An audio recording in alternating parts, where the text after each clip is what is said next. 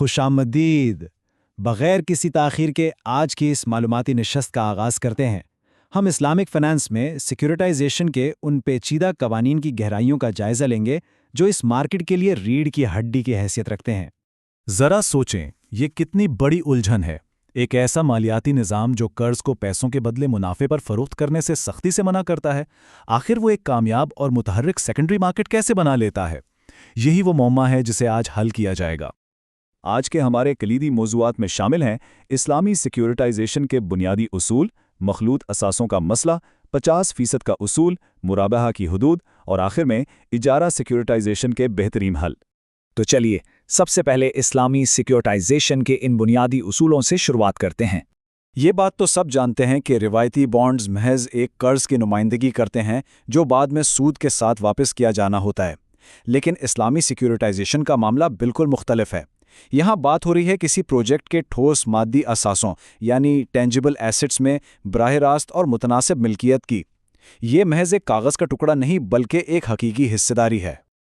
اب آگے بڑھتے ہیں اور اس فیلڈ کے ایک بہت ہی دلچسپ پہلو یعنی مخلوط اثاثوں کے مسئلے کی طرف آتے ہیں۔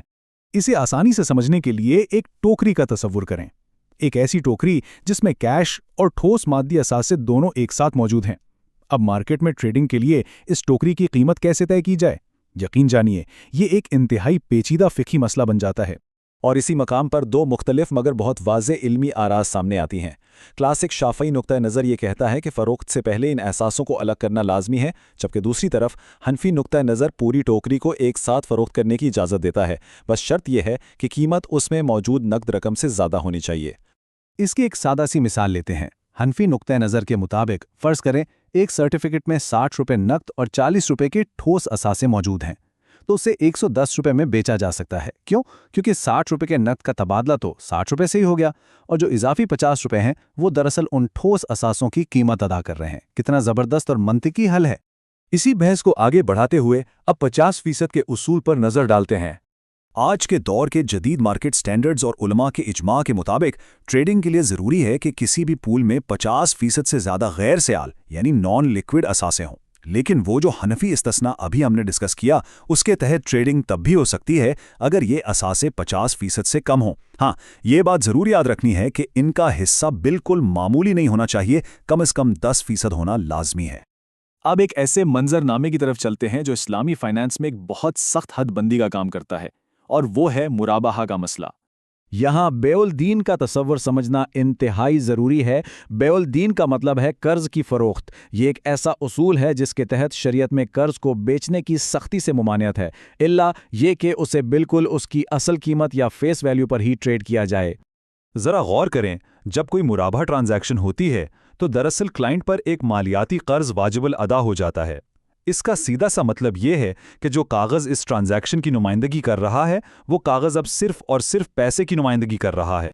اور یہی سب سے بڑی رکاوٹ ہے۔ اس مرابحہ پیپر کو آگے منتقل کرنے کا مطلب ہے پیسے کو منتقل کرنا۔ چونکہ پیسے کا تبادلہ منافع یا ڈسکاؤنٹ پر نہیں ہو سکتا، اس لیے مرابحہ کو سیکنڈری مارکیٹ کی سیکیورٹائزیشن کے لیے استعمال کرنا بالکل ناممکن ہو جاتا ہے۔ یہ ایک طرح سے نو گو ایریا بن جاتا ہے۔ تو پھر اس مسئلے کا حل کیا ہے؟ آئیے آخری اور سب سے اہم حصے اجارہ سیکیورٹائزیشن کے حل کی طرف بڑھتے ہیں۔ یہ واقعی ایک شاندار متبادل ہے۔ ایک اجارہ سرٹیفکیٹ کسی کو صرف کرایہ وصول کرنے کا حق نہیں دیتا، بلکہ یہ اپنے ہولڈر کو کسی ٹھوس مادی اثاثے جیسے کہ ہوائی جہاز یا کسی بڑی عمارت کا حصہ دار اور مالک بناتا ہے۔ ہولڈر اس اثاثے کے نقصان کا رسک بھی شیئر کرتا ہے اور منافع کا بھی پورا حقدار ہوتا ہے۔ اس عمل کی وجہ سے ایک انتہائی کامیاب مارکیٹ کی بنیاد رکھی جاتی ہے۔ پہلے ایک ٹھوس اثاثہ لیز پر دیا جاتا ہے، پھر انویسٹرز کو متناسب ملکیت کے سرٹیفکیٹس جاری کیے جاتے ہیں۔ اب چونکہ یہ سرٹیفکیٹ قرض کے بجائے ایک ٹھوس مادی جائیداد کی نمائندگی کر رہے ہیں، اس لیے انہیں سیکنڈری مارکیٹس میں اپنی مرضی کی مارکیٹ قیمتوں پر بالکل آزادانہ طور پر ٹریڈ کیا جا سکتا ہے۔ اسی وجہ سے اجارہ سکوک بے پناہ فوائد لاتے ہیں۔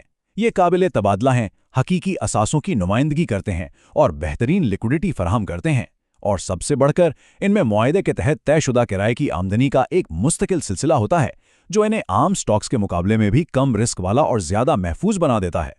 اس ساری بحث کے بعد ایک بہت بڑا سوال ابھرتا ہے۔ مالیاتی انسٹرومنٹس کو محض کاغذی قرض کے بجائے ٹھوس اثاثوں سے جوڑ کر کیا ایک ایسی بنیاد نہیں رکھی جا رہی جو عالمی معیشت کے مستقبل کے لیے کہیں زیادہ مستحکم اور پائیدار ہو؟ یہ وہ سوچ ہے جو یقیناً اس نظام کی مضبوطی پر مزید غور کرنے کی دعوت دیتی ہے۔ اس نشست میں ساتھ رہنے کا بہت شکریہ۔